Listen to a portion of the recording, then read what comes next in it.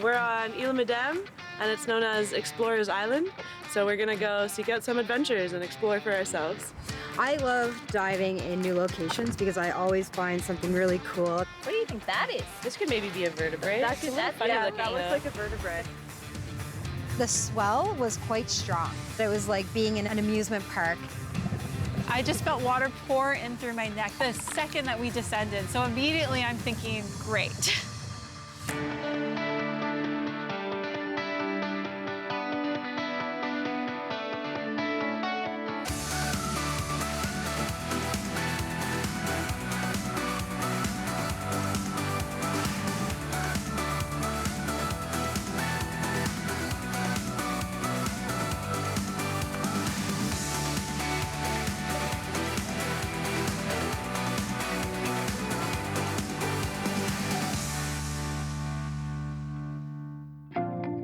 We decided to go to Cape Breton on another adventure and try and find a new location that none of us have been to. It always feels like a real adventure and a fun road trip to embark on. And the drive up to Cape Breton is absolutely spectacular, and it makes the road trip all the more fun. There's rolling hills everywhere and just completely vast forests that are just so beautiful. I love finding new dive sites. When we jump in at a new place, who knows, maybe we are finding the next big thing, the next greatest place to go diving. We love exploring new locations and we love doing things together. I think every diver is a little bit of an explorer.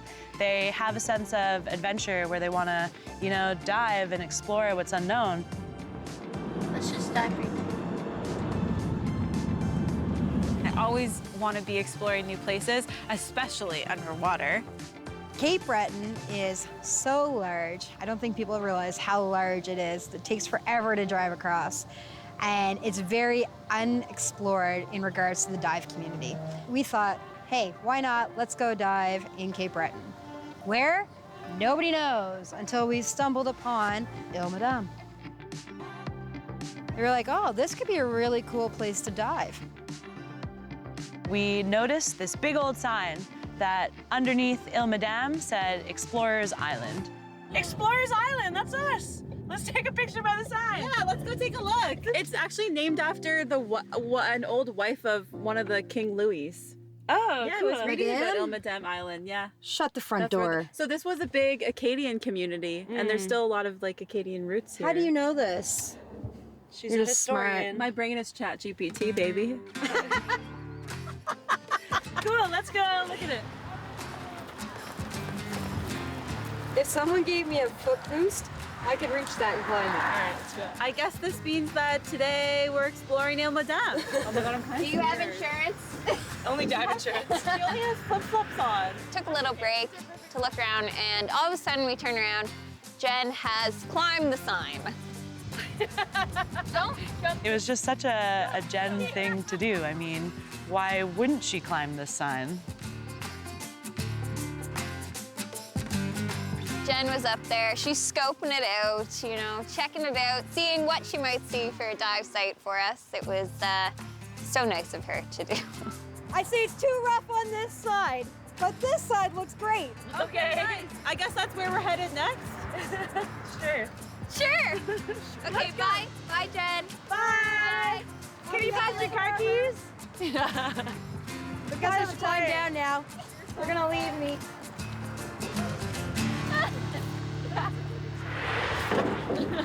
I lost. There's a graceful exit. Stick the landing! Nailed it.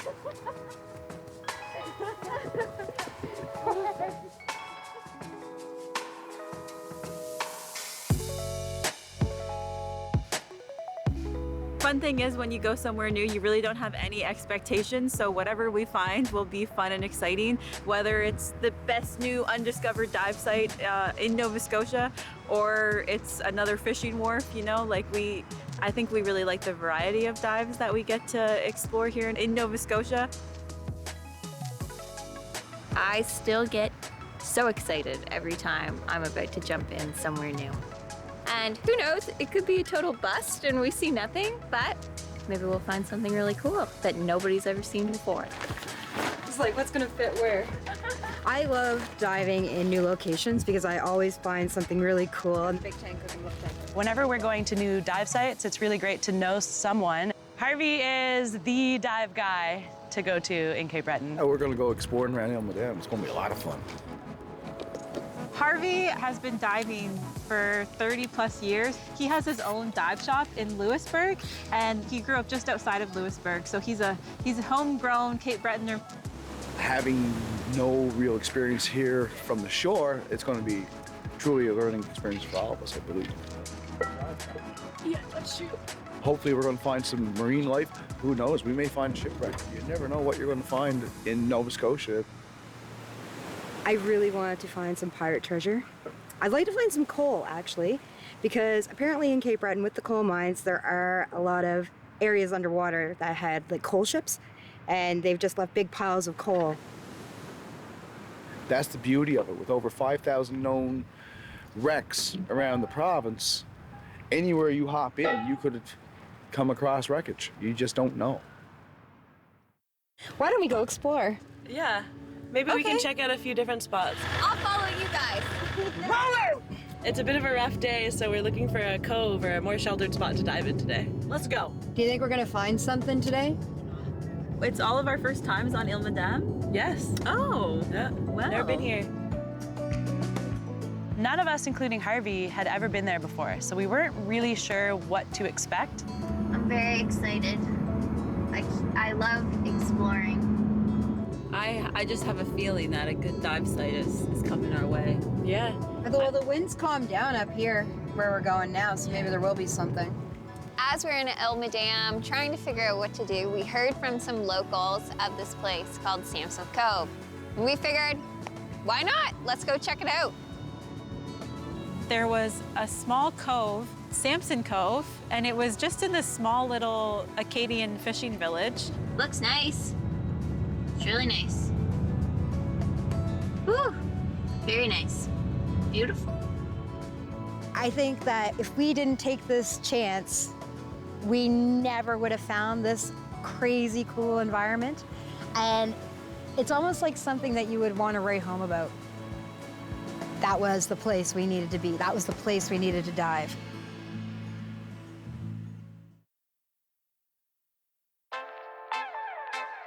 There's so many boats. I can smell a good dive site is near.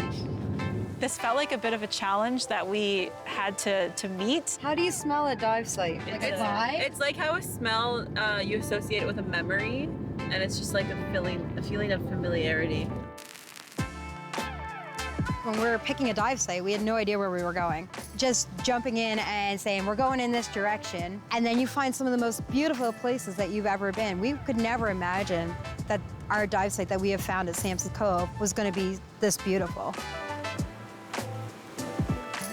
We're driving through this tiny little fishing village. I'm thinking, I don't know where we're gonna keep our cars. We need to have our cars because all of our dive equipment is in there. Oh, the dog! Puppy! Right in front of the truck. Really? You just ran Right here. across? Oh, hi, Duty. He's like, excuse me, this is my turf. It's so small, it almost looks like somebody's driveway, and we're starting to think, like, should we even be here? When we first got there, a man actually greeted us. We told him that we were divers and we wanted to go dive here. And he was like, great, I'm leaving for the day. I won't be home till 10 p.m. You can park in my driveway. And I'm like, wow, this place is so friendly, amazing. We really were greeted by the community dog named Brownie. And Brownie was really like the greeter of the community, and he was so excited to see us. This looks great. It does look great. I was thinking that too. And there's gonna be stuff because it's rocky. We first wanted to check out the dive site just on foot because none of us had been there. Brownie the dog guided us down the path to the beach, and we just wanted to inspect it and check it out before getting in the water. We wanted to look at where we could enter and where the safest place to get in the water would be. It looks diveable. Certainly looks diveable. I mean, with this crowd, sea state looks fine. Not too much surge in around the rocks. It looks like a bit of a trek to the water. You never know what you're going to find. That's the beauty of Nova Scotia, Cape Breton. Anywhere you hop in, you could make a fantastic discovery. My first big discovery is this beach glass, and my favorite piece is this one because it actually has words on it. So now I can go home and research what this is. Whenever we go to a beach and we see plastic or any debris on the beach, we like to clean it up. What else can I find? A rope. I think it's almost second nature to us. As ocean users, we're almost obligated to clean as we go. And we find trash, but we obviously find treasures as well. There's like all of these like kind of cliffs on the side with like trees around. And you can see that there's like some pieces of foundation in some of the rocks. So instantly I'm like, treasure. I think I found a bone. I'm trying to figure out exactly Ask Alana. what it might be, but I think it almost looks like it could be a pelvis or something. Oh, I thought it was a vertebrae. It's not unusual for us to find bones, but the bone that she picked up was a kind of unique one because we couldn't quite identify what it was. It was a funny shape, and you could see that it had sockets. So I think it was either like a shoulder bone or maybe part of a hip or a knee bone because of those little sockets. Be a seal. This looks more like a seal than the I finger thought bone. maybe it was like a little pelvis. Yeah, maybe. Definitely a like connector of some sort. And we kept checking out the area where she found the bone, and we found more bones. What do you think that is? This could maybe be a vertebrae. It's a little funny looking, that looks though. like a vertebrae. Kind of getting weird vibes from this Samson Cove because we're not sure why we're finding bones. This looks like a great white shark tooth. It looks exactly like one. However, it is not. I like bones. We're gonna pretend that this is a great white shark too. Now I have all these pieces, and I think I have a puzzle I have to put together to make an engine. My guess. I don't know. But I think that's a piston. There might be a spark plug. Gross. We're tying together a story, guys. That's the beauty of going exploring. You just don't know what you're going to find wherever you go. I would say for you, from a marine biology standpoint, you're going to see all kinds of neat stuff. Yeah, well, the rocks allow for a lot of algae to attach, and I think there's going to be a lot of good sea life hidden in the cracks and crevices. I think it's going to be great. Yeah. Let's go get our gear and drop off all this rusty stuff. That's why Jen drives, because we can pollute her car with all of these findings. Gotta check your O-rings. So we're headed back up to start gearing up for our dive. It's time to get in the water, and we meet one of the locals, Robert. And he lets us know that at one point, this was actually a big fishing village. So there was a lot of history in this little cove. It was an old fish plant. They were salting cod fish and shipping to Europe. And on old pictures, maybe I find some on my laptop, you can see the old plant, pictures from 1940 or so. No way. And I depth sounded the entire bay here with my depth sounder on the boat, and it looks like it was an interesting place because it's very sandy. It kind of made sense what we were finding. The metal and the foundation were probably the remains of this old fishing shack. I'm curious to see if this dog is gonna come for a dive with us, if he's gonna wade in the water. He's already gotten in. Are you gonna keep me dry? Are you gonna keep me dry in the water? So this is a new suit, and we're getting acquainted. We're working out some issues. We're getting to know each other. I was getting very, very wet in my suit. And when you get wet in a dry suit, you really lose all your thermal insulation, so you become very cold very quickly. This is the part of this dry suit I'm still getting used to as well. And what I like to do is walk up and then put my neck seal in place, and everybody screws it up once in a while. Because when you think of it, when you're in the water and you're horizontal and you're looking forward, your head is actually up. When I bought this suit, Harvey, it was literally suffocating me. I'm gonna do a twofer. A twofer. Twofer on the way back. So I really want to take my time when I walk down, and I want to be able to look where I'm going. Sometimes we come down and we just claim different rocks, and it's like, hey, that's my getting ready spot. That's your getting ready spot.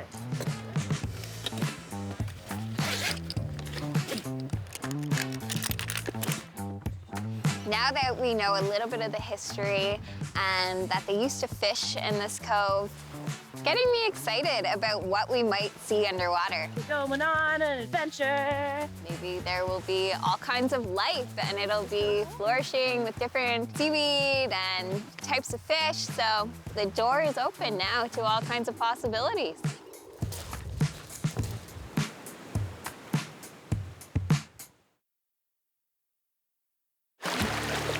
friendliest dive site dog that I've ever met. His name was Brownie, and he was just so sweet.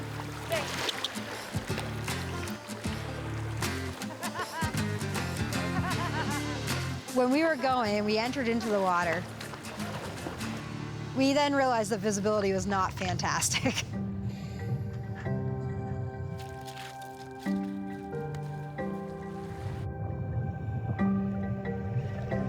The swell was quite strong. If I had to describe it to a normal person that doesn't dive, I would say that it was like being in an amusement park. And those rides that take you like this, like the zipper, and it takes you side to side, that's exactly what the swell was like in the ocean. We started swimming, and the swell was quite bad. The swell was pushing seaweed and kelp kind of up and down throughout us. And so I had pretty low expectations for that dive.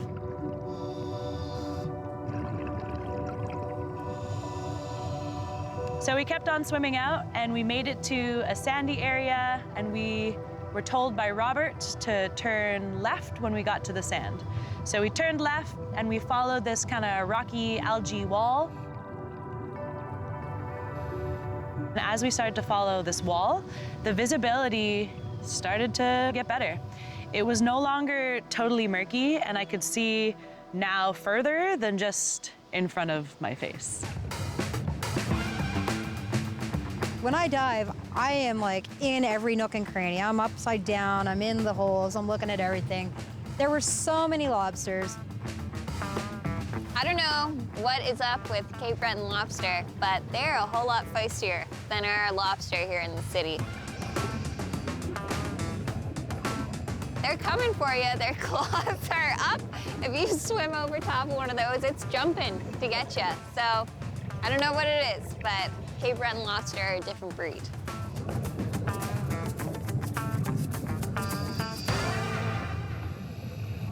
I was very optimistic going into this dive that I was going to be dry and warm and be able to focus on the dive. And unfortunately, the ocean and my dry suit had other plans for me. I just felt water pour in through my neck the second that we descended. So immediately I'm thinking, great.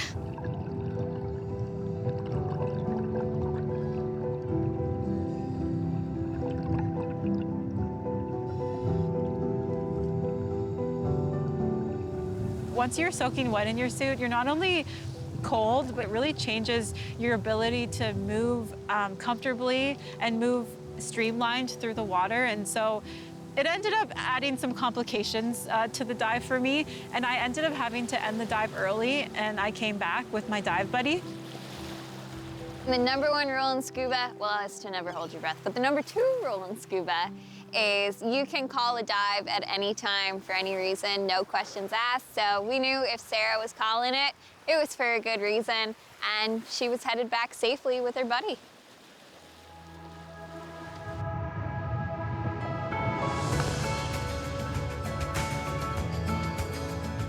I couldn't find any actual treasure, which is surprising to me because with the fish plant, you would think that there would be something still left in the ocean. So I don't know if it's from the swell, because it was quite strong, that it had taken it further over than where we were, or if it's just because it's a cove and that has been washing everything up on shore. So maybe there was nothing to find. It turned out to be a really great dive because I love kelp, and this dive site was completely full of kelp. They had at least like 20 different species. There was sugar kelp, there was colander kelp, there was rockweed, lasagna kelp, which looks like lasagna noodles. And so to me, this dive site became so beautiful and biodiverse, and truly was a beautiful experience.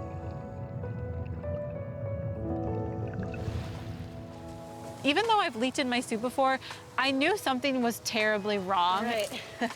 Here she goes. Once we got back to shore and I stood up and took my fins off and I started walking out of the water, I felt incredibly heavy. And I realized that I had not only leaked, but I had flooded.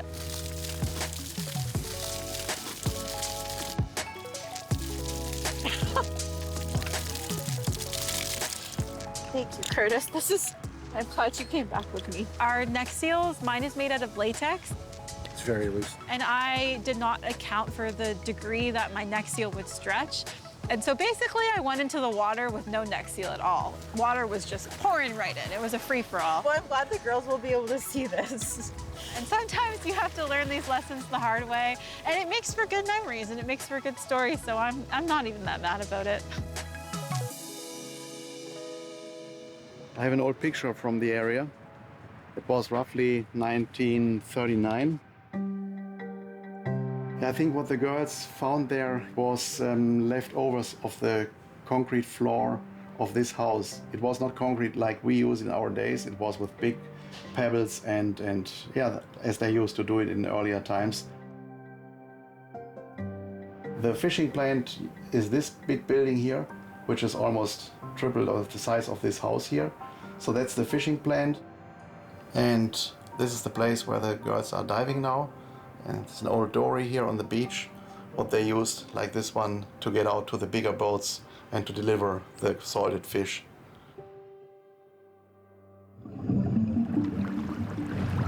We popped our head up just to like kind of check our bearings to make sure we were on the right path, because when the water's going like this, it's really hard to maintain that you're on the right course to return back to where you started. We pop up, and because I'm vertical now, I can feel water go down to my feet. And I was like, I'm soaked. I didn't even realize that I was so soaked because I was so enjoying the dive and like in tune with everything that was happening. And I was just like, this is a great dive. I love my life. I'm like on an amusement ride under the water. And then I'm cold.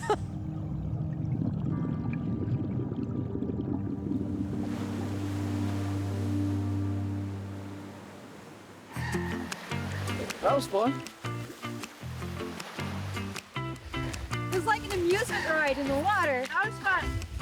Yeah, really, really pretty. The only bad dive is the one you don't take.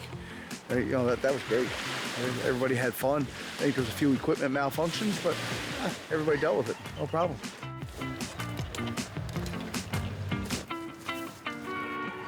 Successful day. Yeah, new adventures. Successful for some of us. I had a great dive. I'm dry, I'm warm, I'm happy, got to see some kelp, got to laugh at Sarah. When you're with your friends, you can't complain. Dry see it as just like something, it's just a theory really. If you end the dive and you are dry, I think it's a really, really successful dive for you.